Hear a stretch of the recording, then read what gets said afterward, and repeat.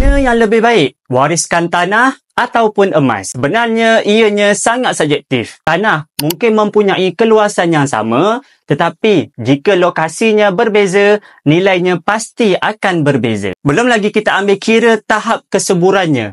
Ada tanah yang subur dan ada juga tanah yang tidak subur. Tapi berbeza dengan emas. 1 kilogram emas tetap mempunyai nilai yang sama. Tidak kira bila dibeli dan pada tahun apa sekalipun. Sebab itulah bagi mereka yang ingin mewariskan harta kepada anak-anak, emas merupakan pilihan yang lebih mudah dan adil berbanding tanah yang tidak diusahakan. Nilai emas tetap dan boleh dibagi secara sama rata tanpa banyak isu. Yang menariknya, emas juga jauh lebih mudah untuk dicairkan. Proses jual beli tanah makan masa yang terlalu lama. Kadang-kala antara 3 ke 6 bulan ataupun lebih kerana melibatkan pelbagai dokumen dan juga semakan. Tapi dengan emas, anda hanya perlu bawa ke cawangan Pak Bigul yang berdekatan dan urusan boleh diselesaikan dalam tempoh maksimum 3 hari sahaja. Bagi yang ingin mula menyimpan dan boleh gunakan akaun Emas Gap, pendaftaran boleh dibuat seawal usia 14